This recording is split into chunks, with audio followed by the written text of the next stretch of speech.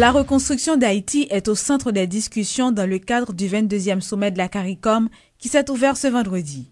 Dans un communiqué, le secrétariat de la présidence a indiqué que le président René Préval a quitté Port-au-Prince ce vendredi pour assister à ce 22e sommet de la CARICOM qui se tient à la Grenade. Le chef de l'État est accompagné de plusieurs de ses ministres. Ce sera l'occasion pour les membres et les invités de faire le point sur la problématique de la reconstruction d'Haïti, les questions de la gouvernance de la CARICOM et les grands défis de la région. Au cours de ce sommet, le fonds d'investissement Haïti CARICOM, évalué à 100 millions de dollars, pourrait atteindre 1 milliard de dollars. Des Port-au-Prinsiens interrogés par Télémétropole se disent déterminés à aller aux urnes le 20 mars prochain. Ces citoyens munis de leur carte d'identification nationale demandent au CEP de faire de son mieux en vue de leur permettre de remplir leurs devoirs civiques le jour du scrutin. Environ 300 000 cartes d'identification nationale ont été déjà distribuées sur 341 000 imprimées pour le second tour des élections, a révélé une source de l'Office national d'identification. Et devant les locaux de l'Office national d'identification, la pression a diminué. De moins en moins de gens sont massés devant ce bureau pour retirer leurs cartes. Mais ce qui est évident, ceux qui se présentent à l'ONI viennent retirer leurs cartes pour aller voter. 4 000 faits, 4 mois pour voter, pour marcher. Oui, pour me voter. Depuis que je suis voté. Oui, c'est 4 000 faits. Je suis citoyen, je dois avoir 4 pour m'identifier, mais la police croisième, pour me dire, je suis citoyen tout. Oui, je vais voter. Si je vais voter. Oui, 4 mois je viens faire. Oui, depuis que je suis voter. Dans les rues de Port-au-Prince, les habitants interrogés déclarent tous munis de leur carte d'identification et attendent la date fatidique pour accomplir leur devoir civique. Oui, oui, m'a voté. On va regarder comment que les deux candidats vont se démêler les choses et puis on va prendre une décision en fonction de cela. Je vais voter. Je vais voter au monde qui pourrait retirer le pays dans la situation qu'il y a.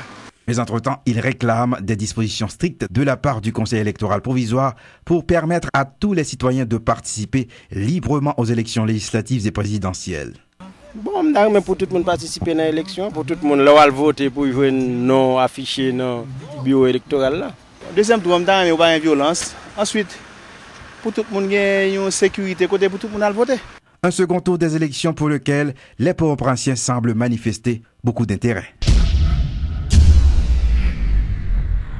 Des membres du collectif des candidats à la députation décident de supporter Joseph Michel Martelly. C'est ce qu'a annoncé le porte-parole de l'organisation, Louis-Jean Barret, qui estime que le candidat de Réponse Paysan est l'homme de la situation. Candidat dans 10 départements pays, qui membre collectif candidat yo, décide de mettre campé un nouveau outil politique qui porte nom secteur populaire progressiste haïtien. Secteur populaire, après un pile analyse et réflexion, quoi candidat Réponse Paysan Joseph Michel Martelly qui prône changement, c'est l'homme moment. Un citoyen qui décide de couper fâché à continuité ancien système là qui mettait Haïti dans situation la honte la journée jeudi. Secteur popularité quoi prochain président pays Michel Martelly, c'est un progressiste cap chita sur développement réel pays n'a créé emploi majorité population besoin bon gens sécurité bâti l'école centre professionnel université l'hôpital et logements sociaux.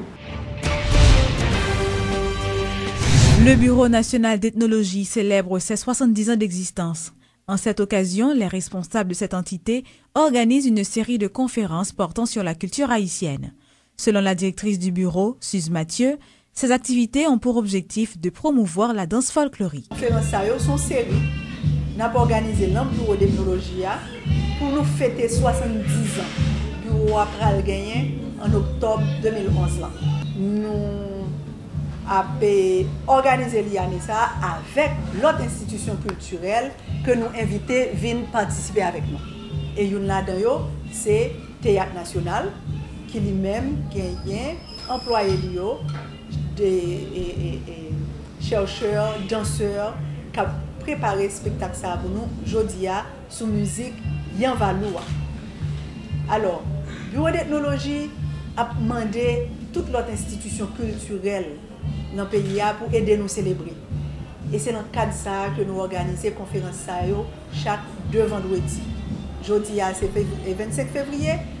11 mars, nous allons faire l'autre encore.